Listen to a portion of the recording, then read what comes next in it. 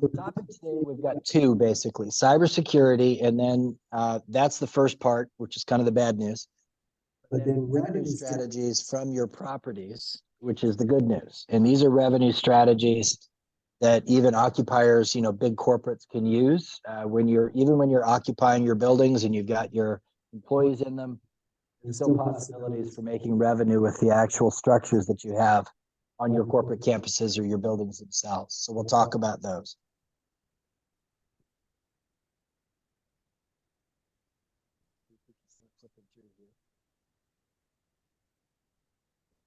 There we go.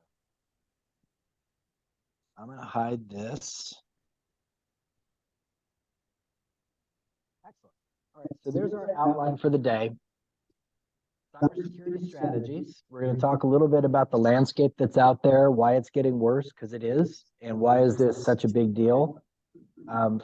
Years ago, I used to talk about cybersecurity, and I was trying to warn people. I was trying to get them to believe me that you could actually take over a building, take over a car, take over different things and make it do things using a keyboard, using your phone. And it was kind of like Mission Impossible. Nobody really thought it was real. Now I don't have to do that anymore. Now we just have to talk about how big it is and the fact that it's not going away. It's actually a permanent feature of having a technological infrastructure out there in the world. So we'll talk about that, but I didn't want to go over the same boring stuff, the same big statistics about how awful it is. We're going to do one slide on that, but what I wanted to talk about today was just how does hacking even happen? What is hacking? And how does that even work? So hopefully that'll be a little bit more interesting take down the cybersecurity path. And then on the telecom revenue side, we're going to spend a little bit more time on that because, again, it's more fun, more interesting to talk about. How do you make money with the buildings that you already have? And again, we'll start with the landscape. How does the telecommunications market actually work? And then we'll work down from there. And then the part that our buildings and the land that we have as part of the companies we're part of, how does that play a part in all of that? So that's where we'll head with this. So cybersecurity, just the current landscape. This is the scary slide. I'll move this up just a little bit. But the idea here, this is FBI statistics. So this is just the United States. This is not worldwide, but it's much bigger worldwide, of course. The takeaway from this is it started a long time ago, and it's getting much, much more significant to go. Commercial real estate facilities are the number 6 targeted right now. That's not because they're not rich targets, they are. It's because we are becoming more and more automated in commercial real estate, so there's more to hack. 10 years ago, we were not nearly so automated, so there was less to hack. It was kind of like the piece of paper and a pencil thing. It's hard to hack that. But now that the buildings are getting more sophisticated, that's certainly happening more often. One thing I want you to take away from this slide is whatever numbers you see on there, the amount of events, everything like that, vastly underreported. Vastly underreported. Nobody wants to admit that they've been hacked. So the number of events that get reported to the FBI and the amount of monetary penalties paid that get reported to the FBI, fraction of what's actually happening. And I know this for a fact. There's a lot of properties, corporate side and the investor side. And the first thing that those clients tell us is don't tell anybody. We just want to work through this. And we'll pay the ransom or we'll do whatever it is. And just don't tell anybody. Don't tell the tenants. Don't tell anybody. Sometimes we have to if it's a safety issue, but if they take over like door locks, we'll get into that as well. But that's the scary slide.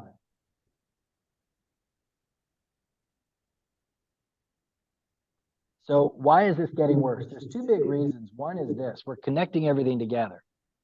So if you look over here, these are kind of the big strategies right here. Oh, safety, connectivity, tenant experience, customer experience, employee experience in the buildings, more productive, making the building more intelligent, and that's all really cool. But you get down here to these little endpoints, and they're even hard to read, but it's kind of on purpose. I mean, you get out here, you've got access control, communications, digital wallets, location finding. I mean, all these tiny little things that are getting digitized and made part of these bigger networks here as they branch out and kind of form these octopus arms everywhere you go. So remember this slide. because this is the foundation for why this is all getting worse. As we connect more of this stuff together and like we layer them onto these big trunk line networks, if you will, each one of these is a vulnerability. So these are attack paths from a cyber standpoint. So if you started all the way out here with in-building cellular, use that as an attack path down the cellular network, which becomes part of the connectivity network, which comes in and becomes part of the main building structure. That's an attack path. So if there's anybody anywhere that can get hacked or any way that they can find an endpoint here, their objective is to work their way all the way up the path to get to the point where they can become like a super user and control big parts of your building or big parts of your campuses. That's what we're trying to prevent. So again, what you had here was the old school. You really had buildings, pavement, electrical, then you had dirt. Underneath that, you had kind of a master plan. And now it's really all fitting together. And the technological and telecommunication pieces of large mixed use, large campuses, it's as prevalent and as ubiquitous as the electrical and as the plumbing. I was talking with a big corporate today. We're pitching on a soccer stadium that they're building, 20,000 seat soccer stadium in a major city, and then also multiple several large apartment complexes, a big retail corridor over 100,000 square feet of street retail, and they're going to do some office and a hotel. And right now it's just dirt. And we were talking about, if you're an electrical engineer designing this, you're trying to figure out, okay, where's my power coming from? How much am I going to get of it? And what do I need to power everything that's in this whole thing? If you're a water engineer, same thing. Where's my water coming from? How much pressure do I need? What's the supply? How much is going to be used throughout this whole thing? From a telecommunications standpoint, a technological, where's my nearest data center? How much capacity, internet capacity do I have? How much load do I have to distribute? Multifamily complexes are very different from an internet and technology use versus an office building. They actually use their technology at a different time of day, mornings and evenings. Or if it's a lot of work from home folks, they can have a very heavy use during the day, as we all know. Same thing with retail, a lot of point of sale, a lot of people showing up with credit cards or iPhones or whatever, trying to pay for things. Very, very difficult to manage all those pieces. But they wanted to monetize a lot of the technological infrastructure as well. So as all of these little octopus arms that we saw on the previous slide continue to work their way in, every one of those endpoints has to be secured, managed. There has to be a process for running up the chain.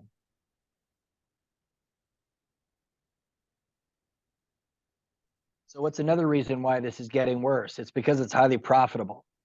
So this is the same slide I showed you, but what I want you to do now is look. By the way, if you see admit people and I'm not seeing it, just raise your hand and say, hey, let so-and-so in. So this is that same slide, but now I want you to look at this almost as if you're a company and this is your revenue sheet. So you started your company in 2018 and you made $2.7 billion in top line revenue and you had 351,000 transactions. And then in 2022, you had 800,000 transactions. So you've almost tripled your number of transactions and you've gone from 3 billion to 10 billion in revenue. That's a pretty good, that would be amazing growth. Now this is not one company, but when you think about this from the industry of cybersecurity, the industry of hacking, they're making a lot of money. And we know for a fact that there are countries that will sponsor these little cell businesses. They'll employ hackers, 10, 15, 20, 30 of them. They'll set them up with these shell corporations, but there's funding. And then they'll say, here are your targets, and they'll go after these targets. And then there's private money that does this as well. And this is illicit funds. This is another way to make money. So they will fund these types of things in all of these different countries, and they'll attack all these different corporates. What we find their strategy is most commonly is that they will get their way into somewhere, they'll work their way up the attack paths, and then they'll stay there like a mole. And they'll sit there for a year or 2 or 3. And the reason why they do this is most systems will reset to 6 months ago or a year ago. Well, it doesn't matter because they're still there. So they'll stay there and they'll try to make sure that they go path your resiliency path, which we'll get to in a minute, which is your restorative paths. And they'll just sit there and try to hunker down and not get noticed. Or they'll track and they'll flow data. So you just got this leak of data coming out of your system. And they try to get as highly up the chain as they can so that they can observe and capture as much as they possibly can. But it's because it's highly profitable if that makes sense. Now down here, big business, it is professionalized. This is a profession now. And then I put up here as a comparison an NFL team. A lot of people think about cybersecurity, oh, we need to stop it from happening. We need to make sure it never happens. But it's really more like an NFL team. That would be like telling the Green Bay Packers, you got a 16-game season and nobody can score on you, not even a field goal, not once. And it's just not going to happen. You've got all of these other professional teams that are very good at what they do. All they have to do is score a field goal and they're in. That's it. And it's going to happen. So the strategy, of course, is prevention, but you also have to have very good resiliency strategy as well, which we'll talk about.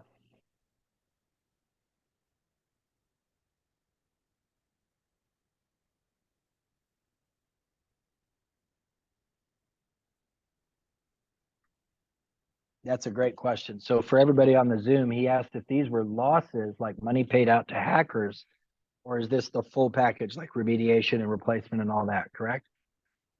Yeah. As far as I know, this is like the full package. So if they went out and bought new gear, if they were downtime, did an estimate of downtime and all that stuff. But as you know, those are highly speculative estimates. And like I said, underreported.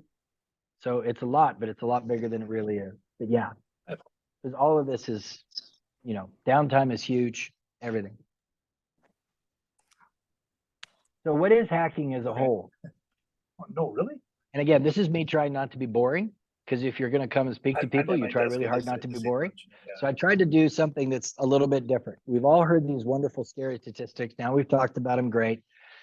But when you think about what hacking is, really it's impersonation. What you're trying to do is get between an engineer that has permission to send commands to all kinds of operation technology, that they can make it do things with a keyboard. You can turn lights on and off. You can turn HVAC systems on and off. You can do all these powerful things. If I can pretend to be that person, then I can do it. And I can hold those systems hostage. I can say, oh, Wisconsin, this is great. 26 degrees today, and we're holding your heating system hostage. You want to heat up the buildings? You got to come through us. And that's happening a lot.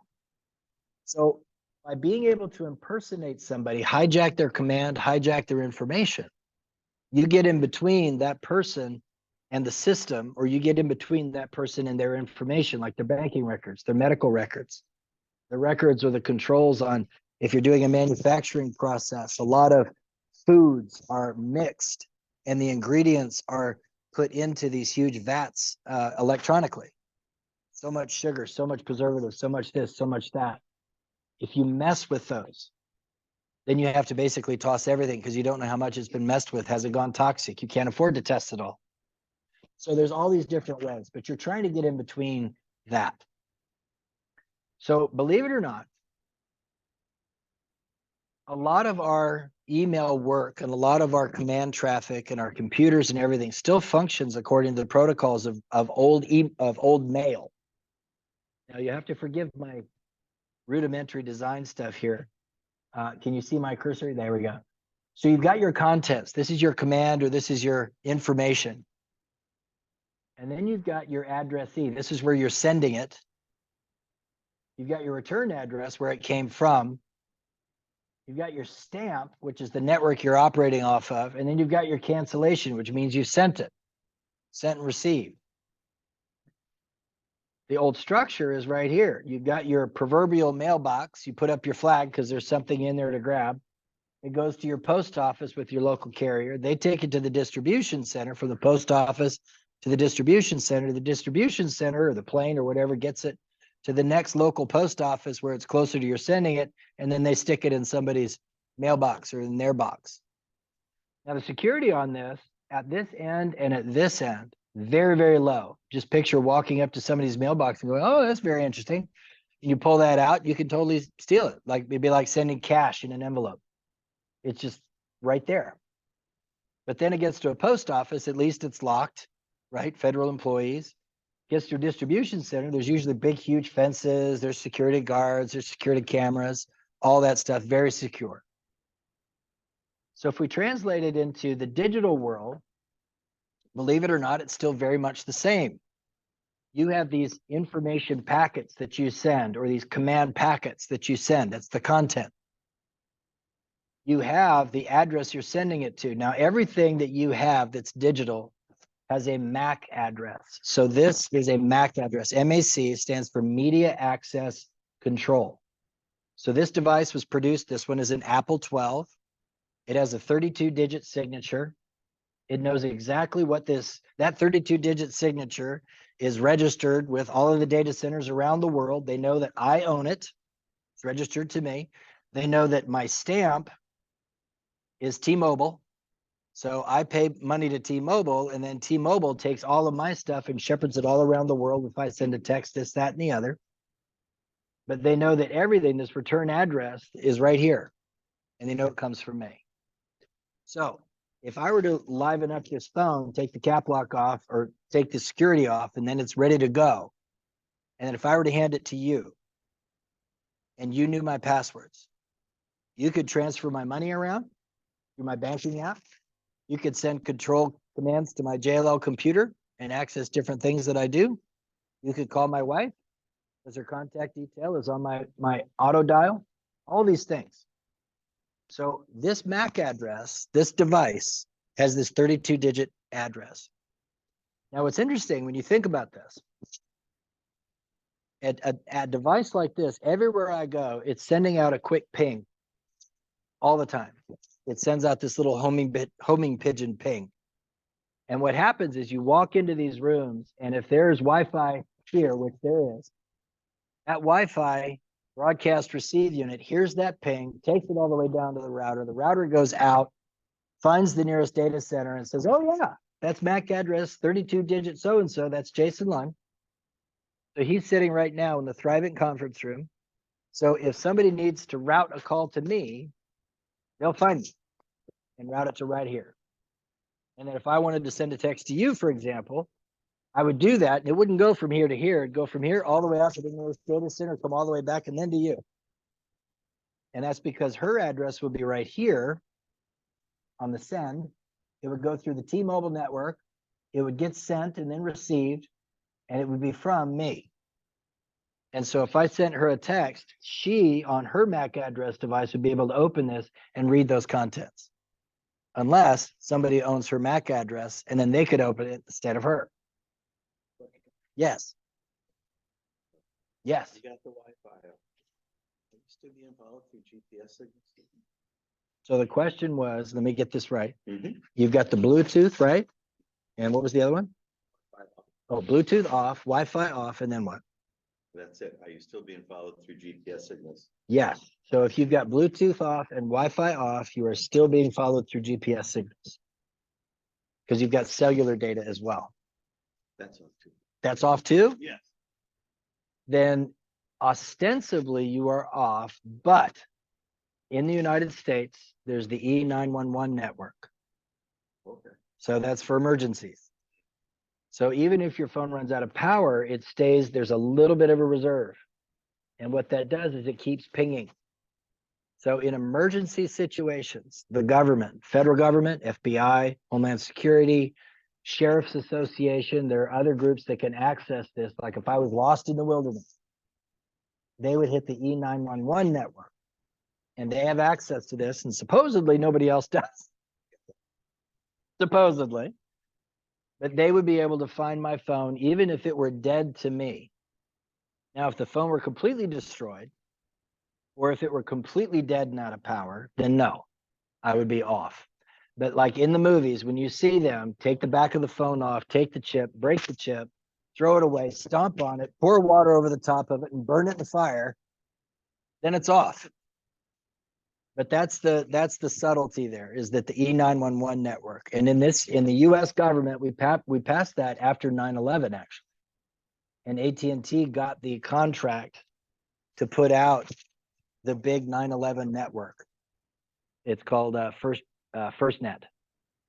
And what was interesting about that, this is an aside, not important, but the FirstNet network, and this is the insidious part too, all of the commercial networks that are out there, T-Mobile, AT&T, Dish is coming, former Sprint, all that, they cover 95% to 98% of the US population where we actually live.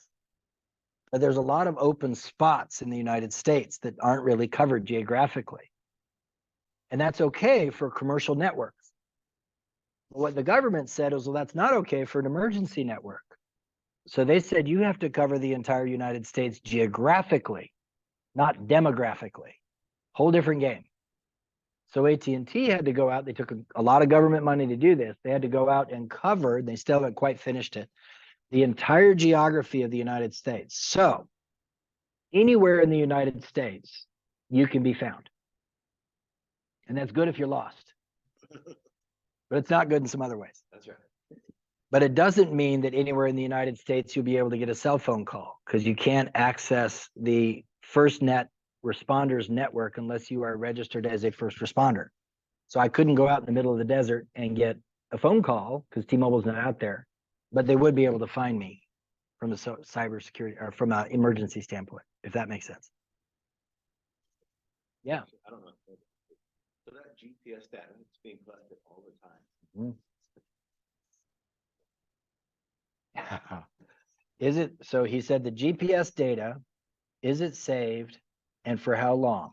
Yes, and it's still being saved, so we don't know what the limit is. Where would they put it on? Yeah. Well, there's a reason. There's a reason why Google picked its name. I don't know if you know the origin of the name Google, but it was a hypothetical number at the time. It's called a Googleplex, which is this amazing amount of data. And they said, someday we're going to have this amazing amount of data, was their idea. And they do. And they're still storing it, and they're still using it, and they're still finding ways to slice it and ways to dice it and to use it in a lot of ways for the betterment of society, but in a lot of ways in a kind of scary way. So there's definitely, throughout this whole growth process, which we're not covering here at all, but there's these trade-offs. Good to society, loss of personal freedom, good to society, loss of personal freedom, and it just keeps going back and forth.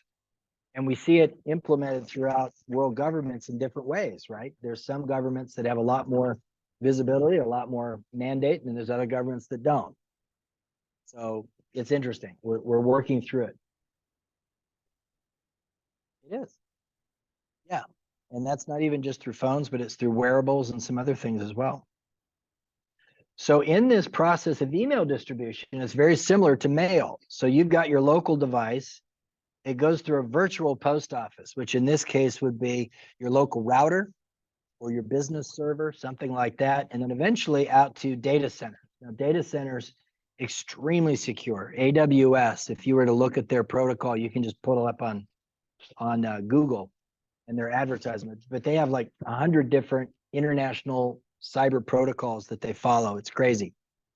In all these different countries, all these different rules. It's fantastic.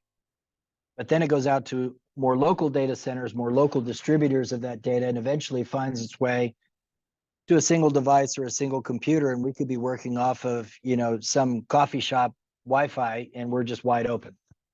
So again, the security goes way down on the endpoints, even though the middle part is incredibly secure. So same thing with commands. You can make things go on and off. We won't go back through the process, but it's all through MAC addresses and distribution process through the same thing. But we at JLL, we've had clients had their BAS and BMS systems shut off. We've had clients, their entire buildings have been locked and nobody can get in or out. We've had clients, their HVAC systems have been taken over during hot summers and also during cold winters, and on and on and on. These wonderful automation systems. And they are wonderful. There is no doubt that they're wonderful. We are running buildings smarter and more efficiently and in more tailored ways than we have ever run them before. We're saving more water. We're saving more electricity. We're saving more natural gas. more CO2 burn than we've ever done before. And we're getting better and better at it. But this is also a possibility and it's very real. So we're balancing both. So what can be done about it? Basically only two things. You work your tail off to prevent it from happening in the first place. You try to block and stop every attack path. You know that your most vulnerable points are out on the edges. They're not in the center. So you really work hard on the edges, and then you try to build big fences to get up the attack paths. If you remember the octopus arms that we started with, you try to really block and tackle at the very edges. So on this JLL computer, for example, if I tried to download, say, the Spotify app so that I could listen to radio on my computer, it won't let me. I'd have to get approval from one of our JLL IT people in order to just download a simple app. They won't let it. So what I do is I just listen to it online, through the free stuff, what have you. But to put anything on this computer, I'm just not even allowed to do it. And if I try to stick in a memory stick and download anything on the memory stick or upload anything from the memory stick, it won't recognize it, won't work with it. So that's the way our company is working on the endpoint, because this is an endpoint. We've got over 100,000 employees in 87 countries, I think now, and they're managing every single one of these devices plus the wearables that attach to them, because we all use these plus these, and a lot of us are doing these as well. So the number of devices continues to multiply as well, and each one of them is an attack path. Now, the second part of this is resilience, and we won't go into this because resilience is a whole thing. But the idea of resilience is not prevention. It's not going, a 16-game NFL season with absolutely nobody scoring on you. The idea is that you recognize you're going to get scored on, but then how quickly can you identify the fact that somebody's penetrated you? How quickly can you close off that attack path and stop it? And then how quickly can you assess what's been compromised, carve it off, reestablish it without the threat, without the intrusion, and get everything back up and running again? That's resilience. So it's a full-on plan for detection, isolation, restoration, if you will. And any good company on their IT side probably already has that. What we don't have as much on the physical systems for the buildings is on the OT side, the operating technology. So again, that's the HVAC systems, it's the elevators, it's the security cameras, the doors, all of those types of things. The reason why is because in the IT system, they've been aware of hacking for like 30, 40, 50 years, and they've worked a lot on it. Having operational technology in buildings has really only happened in the last 30 or 40 years where it's been meaningful. And that's through the explosion of the internet, right? I mean, we've had computerized systems in buildings, but now to be able to access them in a remote way and to really have that be robust, where you could literally turn everything on and off and move things around in buildings with a computer and a device, that's the last 10 years.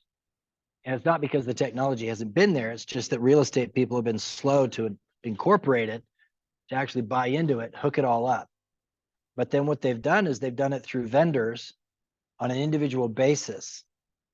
So a door lock vendor comes up and says, hey, we're the best door lock vendor out here. You want to buy some door lock stuff? And they go, yeah, cool. So they sign them up and they do all that. And they're great at door locks, but they're lousy at cybersecurity. And so they plug themselves in. I mean, I've walked into $50 million, $100 million buildings in the main distribution closets. And I've seen rabbit ear routers sitting on top of highly sophisticated equipment. I've seen rabbit ear routers with a little Ethernet cable plugged in and 3 open ports. And I've been there with cybersecurity people that are like, oh, this is very interesting. And they'll plug right into that and they'll see. And it's like 6 lobby TVs that somebody bought and they're all connected. Or it's the exercise equipment in the fitness gym that somebody brought in, or it's the Roku device and whatever. So those are all attack paths.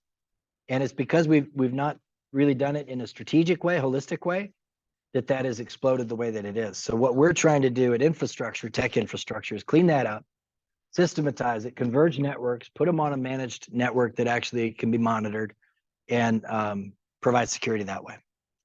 So that's all part of the resilience path. Yes, sir. So what the newer introduction of AI, will that help cybersecurity or make it worse, or will it be neutral? Will it come at it from both ways?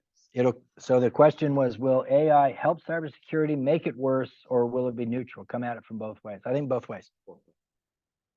Both ways. Usually the hackers are a little bit ahead of us. So they might get ahead of us for a little bit and then we'll fight fire with fire. Yes, sir.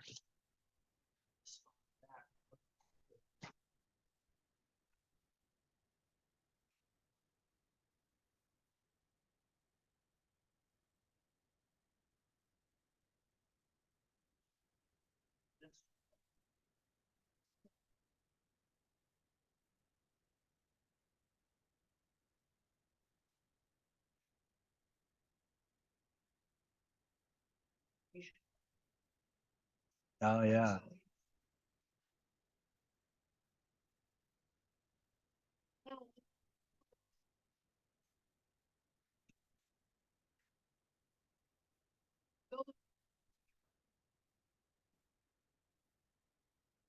Yeah.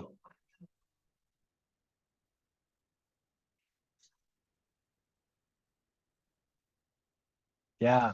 So the question was on AI, public availability of the information that you put into it. So specifically like the Chat GPT type tools. Chat GPT is just a big fishing expedition for more data. Now it's handy and you can use it if you really don't care, and that's fine. JLL's policy was they basically came up with a proprietary version. They subscribed and they created their own. So supposedly it's completely walled off.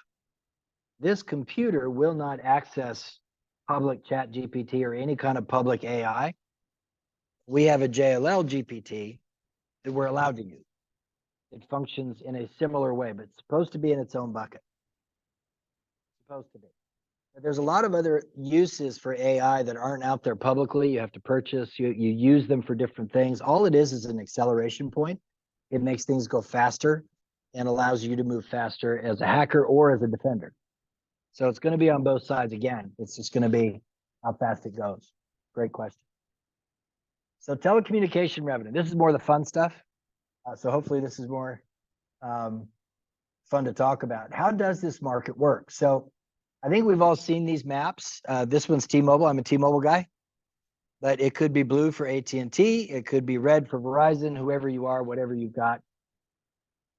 But this map of the US, this is basically thousands and thousands of dots. Each one of these is a little rooftop antenna or a little tower. And all of these dots across the US are just showing their coverage. That's all it is. We won't get into 4G, 5G, but that's just higher end equipment that's been replaced. But this is the ecosystem. So every carrier out there is in an arms race basically to have the most coverage across the US, the most dots, and the best quality equipment at every one of those dots so that your experience is the best experience, better than Verizon, better than AT&T if you're a T-Mobile person. So then what do they do? This is what you're seeing. This right here in the middle is a dot. But this is a rooftop assembly. This is out in DC. That's a dot. And believe it or not, this building here in Iowa is a dot. They've got equipment on this building as well. Now, when you're thinking about using your buildings from a telecommunications standpoint and making use of them, you have to think through land. So we came in here, we're at the Thrivent Center, right? But if you look around, there's all this land around the center. Well, some of that land might be useful to put up something like this. This is about 120, 140 feet on average. It's called a monopole. The equipment set up here, this circle, this could be AT&T. This could be Dish, I don't know. This is skinny equipment, less powerful. This might be a wireless internet service provider in the area. It could be MetroCell, some smaller user. This down here could be Homeland Security. This could be the Sheriff's Association. You never know. But each one of those are like tenants that'll pay you money to be on that tower. They'll just hang their equipment there and they'll pay you $1,000 a month or $3,000 a month or whatever. Depending on the market, is it Des Moines, Iowa, or is it Chicago? Depending on how far and how wide they can broadcast, they'll pay you $5,000, $6,000, $7,000 a month to be there. Or if it's a small market and they can't go very far, maybe they'll pay you $1,000 a month to get there. So very similar to real estate. Location, location, location. How many of their customers can they reach? Is this a big, big, big need for them? Do they have to be here? Or do they want to be here to fill out the blanks? So real estate oriented. Same thing with this. Now in Washington, D.C., there's a height limitation on buildings, which makes it very difficult from a telecommunications standpoint, because you'd like to have something that goes up 240 feet and can broadcast down over everything. Not allowed. Because the Capitol's there and Pentagon's there and all that stuff. So you can't go very high. All the buildings can only go a certain height, which means every building is the same height, which means it's really hard to broadcast in Washington, D.C. You keep bumping into buildings. So you see a lot of these small things here that are pointing down a street corridor, and they're pointing down back the other way, a street corridor, trying to pick up cars as they drive, trying to pick up pedestrians and all that stuff. But it's really difficult in cities where all the buildings have a height limitation. There's several more that are like that, Boston Seaport District and others. Usually built areas that have an airport in the area. You're flying through, there's restrictions. But when you start thinking about your buildings and your and your land area as a place where a tower could go, like a monopole, or as a place where this kind of equipment could go, then you're thinking about spaces that you could give to customers or to tenants. And these are the tenants. You've got your big guys up here, AT&T, Verizon, the carriers, and then the federal agencies are also big tenants, and they'll pay you rents similar to the big carriers.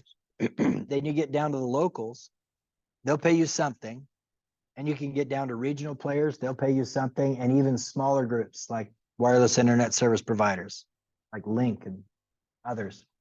Now, the number of people that will come up and knock on your door is rare. It's very rare that you get contacted by anybody up here and say, hey, we'd like to put an antenna on your rooftop, or we'd like to put a tower in your land. And the reason why is because the telecommunications world doesn't really like to deal with the real estate world. They don't talk like us. They don't use the same terms.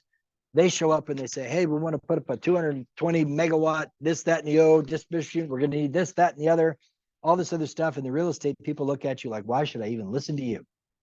And I don't understand the language you're speaking. And it's usually not worth it on just a one-off basis. But it can be if you think about it strategically.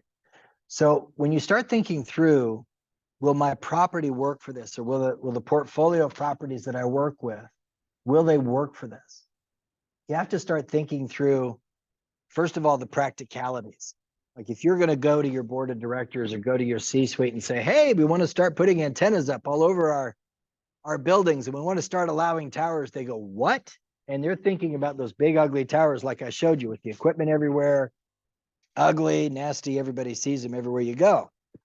But that is not modern day. So I wanted to give you some examples. Like this box right here is actually telecom equipment, and it matches this.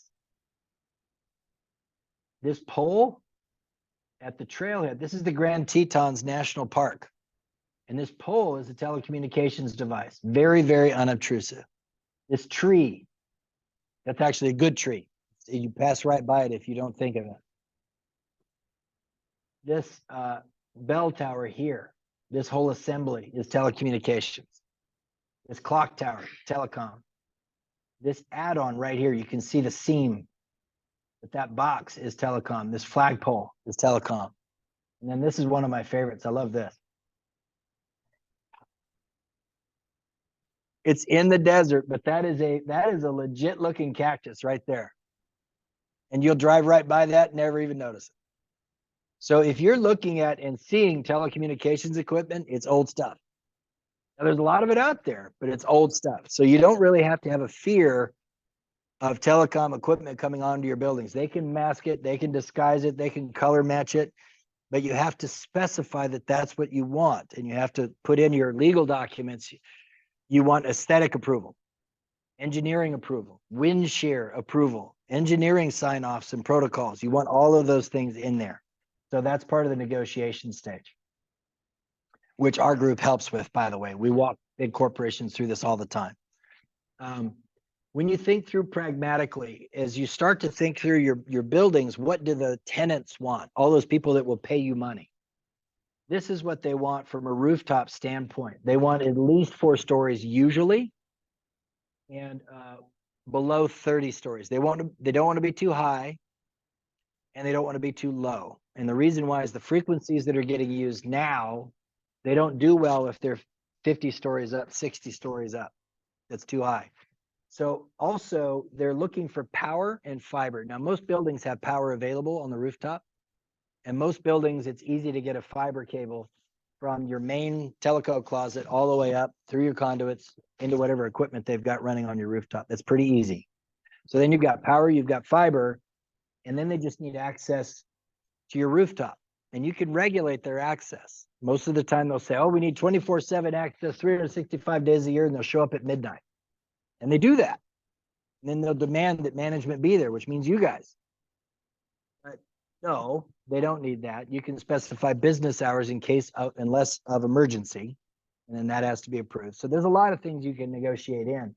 Also, there's no penetrations needed anymore. All that old equipment where they needed to bore and drill down through, that's all gone. It's all on sleds now. It's movable, it's transportable, it's perfectly fine. Usually 2 guys can pick it up and move it anywhere on the rooftop. And they'll need regular accessibility. Now, for a campus like this would be ideal for a monopole. And they could be off in some corner that's never going to get built on.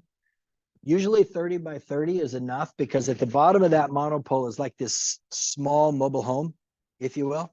And that's the equipment shack. So that's got the power, that's got the telecommunications line, the cable, and that's got the electronic equipment that powers what's going on up there and shoots it all out into the internet. Because all those radio frequencies that it collects and gathers from our phones, those get translated into light and then out fiber optic cable into the data center world. They will need to dig a ditch. They will need to dig a ditch. Usually that's not a problem. Like on a campus like this, they'll need to get out to the street and access power and cable there. So this is what else is coming. If you guys remember back in the earlier part of the presentation, I showed like that entire community, right? That entire connected community. So there may be a few big poles with the equipment on it, or maybe they've dressed them up and they've disguised them. But also throughout that community, you're going to see small stuff like the street lights.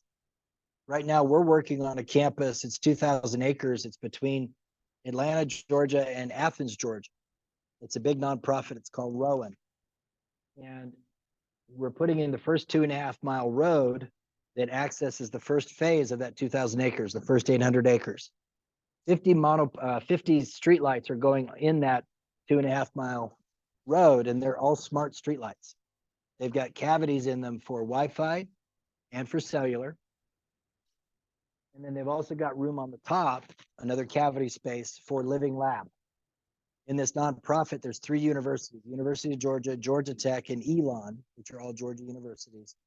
They want to be able to do sensoring experiments and all kinds of things up in that top cavity space as part of their government grants and things like that. So air quality, radio frequency management, I mean, all these different things that they would want to use those for. But these are smart developments. And you've got these little devices here that enhance signal, slimline poles. You saw this at Grand Tetons here, but it all goes down here to these conduits where this fiber cable is.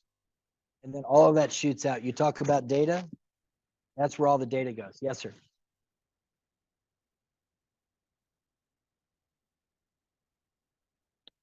Yes. The question was, is that similar to smart cities? Go ahead.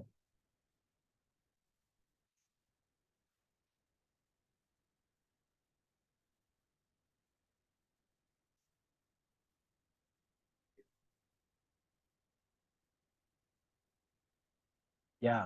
So the question was, is this starting to get towards smart city? And the answer is yes. And then the statement was pretty scary, because even more devices and more things out there that are hackable. And that's absolutely true. The one thing I'd say though, is all of those devices, so the things that are up here are very controllable. It's still the people. We are the worst offenders when it comes to hacking and cybersecurity. It's us going into the coffee shop, logging onto the Wi-Fi. It's us from home. It's us walking through a crowded street. By the way, have you ever seen a again, Mission Impossible, where your villain is in the very fancy event and someone walks up and they say, hello, how are you? And then they clone their phone. That's real. You can get those devices on eBay for $34. And all it is that very simple little radio ping that goes from this to the Wi-Fi, this to the tower, what have you. You walk up with a device that receives that ping and it gets your MAC address, because that ping is here I am. Here's Jason Lund. You can text me, you could call me, you can find me, you can do this, you can do that. And it's sending it out there to the world. So somebody walks up with a device and says, oh, good, there you are. Jason Lund, MAC address, got it. Now you'd have to do some decrypting and things like that to get after it. It's not as easy as that, but of course, that's out there too. So these devices, though, when you start planning a smart city, all of these devices, even though they are the fine endpoints, they're at the end of those octopus arms, they can also be bagged and tagged, if you will, as first lines of defense. So really then you're down to people with small phones and people with computers again as your last line. So even though it's smart city, because all of that can be cataloged and documented. Great question. By the way, this is what we're doing with Rowan. We also work for the Research Triangle Park in Raleigh-Durham, another big innovation thing, same idea, making sure that all these devices can get controlled and coordinated. Now, the big question, how do I make money? So if you're going to put out, and we've got a client that has 2,000 locations, 2,100 locations across the US. If you're going to put it out there that these are locations that are available for telecommunications use, what you want to do is not do it yourself. You want to do it through, in a strategic way. You want to be very proactive. You don't want to wait for someone to call you. You want to call them. So what you want to do is get with representation. There are aggregators that are out there that will take your whole portfolio and help you sort through how to do this the best way. They'll develop marketing packages for you. And they'll go out to those prospective tenants that we showed you before, all the carriers, all the federal agencies, the local agencies, the local carriers, and they will market it for you proactively. And it's very similar to what JLL does from a real estate standpoint. We'll represent a big client. They've got 78 office buildings, and they want their office buildings represented to the biggest law firms in the country. Oh, great. Okay. So we'll package them all up and we'll say, hey, law firms. And we'll hit them with all the marketing stuff. We'll go do presentations. We'll do all that stuff. Say, look, these are the best buildings ever. You guys need to come in and be in these office buildings. Same thing with this. You want to do it in a strategic way. You present that out there. And then these folks, these folks that do this, represent you in the transactions. And so the last part down here is your contract structure and terms. Don't worry, this is my last slide, by the way. After this, you're off the hook. You can pre-negotiate the agreements. There'll be an agreement that they have with you, and then they'll do the agreements with the carriers. They'll do the agreements with the federal agencies, do all that stuff. And then for a share of the revenue, they'll manage it all for you as well. So you can be completely passive. And then as they populate your portfolio of buildings or properties with revenue-making telecommunications stuff, they'll take a small portion and you'll get the lion's share of it at no cost to you. And that's a negotiation piece as well, because they'll ask for this much and they should really only get this much, et cetera. So there's a lot of fine print there. But if you take that proactive approach and you negotiate everything up in advance, it can actually go very smoothly and very well. One example that I'll give you before I know there was a little false advertising. Go ahead. They will generally ask for between 35% to 40% of the revenue. Depending on how big your portfolio is and how juicy it is, you can get them down to 30%, perhaps even 25% share. The caveat to that is if they're building towers, they will build the tower at their own expense. A single monopole is usually starting at about $250,000, going up to maybe $400,000 or $500,000, depending on how masked or how pretty they need to make it. So for that, they'll ask for 75% of the revenue on that, but you might be able to get them down to about 60% of the revenue because they haven't got all the money they put into the build of it. They have to pay themselves back. But all that's negotiable and you have to push back when you can. But again, it's also dependent If you're bringing 500 properties to the table, you get a lot of what you want. If you're bringing 2 or 3, you don't get much. Typical term is usually 5 years plus 5-year options. Sometimes they'll ask for 10-year terms plus 5-year options or 6 5-year options. Now, the longevity on these leases, as long as you don't mess with that stuff, they'll stay there forever. Because again, you're a dot on the map. They consider real estate very hard to obtain because it is. We're hard to talk to. We make slow decisions. They have to do every dot one at a time. They hate that. So if they can actually get telecommunications equipment somewhere, they tend to stay there unless it's terrible, unless it's really hard for them to stay. So this was a case study. This is just an example. This is a client that we had in Atlanta, a very popular district of Atlanta. It's building out aggressively right now. They had something called a cow on their property. This thing, it's called a cell on wheels. Verizon had it. They extend this thing up about 40 or 50 feet and it provides a temporary signal for Verizon, could be any of the carriers. But it's designed to be a stopgap. When Verizon comes off of a tower, they'll find somewhere to park this thing. They'll pay an owner to just be in the parking lot to pop this thing up. They came to the owner and they said, owner, we want to put up a 120-foot monopole. Right now, we're currently paying you this. We'll give you this on a 10-year term if you'll let us put up the monopole. By the way, we need to dig a ditch through your surface parking lot so that we can access our own power and our own fiber to the street. And the owner was sitting there going, wait a minute. That's the same that you were paying me to have this temporary thing I'm in my backyard. And now you want a permanent thing and nothing's changed rent-wise and there's no escalations. This doesn't sound right, but I'm not sure. So they found me through a leasing broker and we did this for them. We doubled their rent because it was way below. We got them escalations every year, plus we got them upgrade revenue. Every time that Verizon comes on, which is usually about every 3 or 4 years, and puts new equipment on that tower, you should get more revenue because it's more intensive equipment. It's more powerful. It's an upgrade. We got their rights to cancel within 12 months so they can remove it if they need it. And no disruption to the building. You can't dig a ditch. They went and did it a different way. More expensive to Verizon, but it didn't disrupt all the improvements that they had.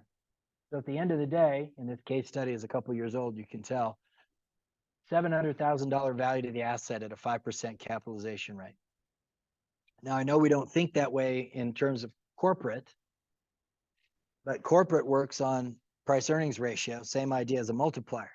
So if you do a 20 multiplier on the income here, it'd still be about a 700,000 value to the asset. So if your corporate campus was worth, 50 million, you've added 700,000 to the value. I know that's not a lot, but as the revenue increases, or if you had more tenants on that, you could increase that and go from there. So that's just an example.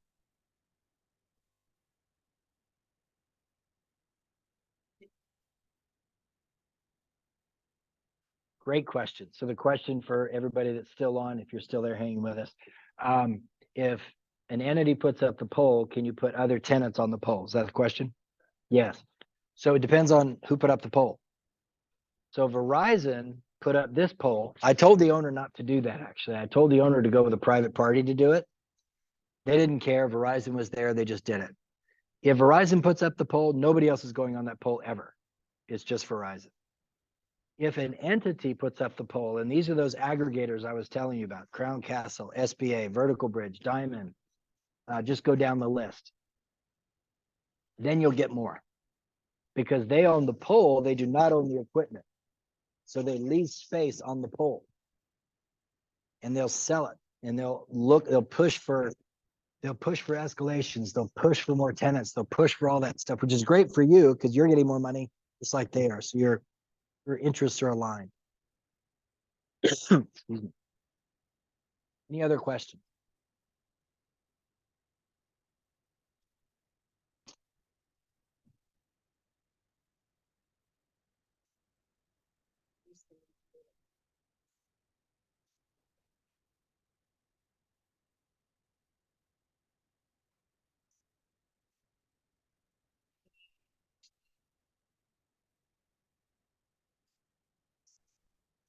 Yes.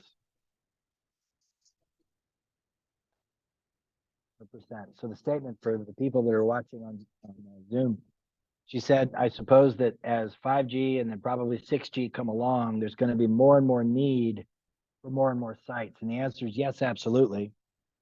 Back 3 or 4 years ago, the total number of telecommunications sites, both rooftop and tower in the US, was about 350, 400,000 sites.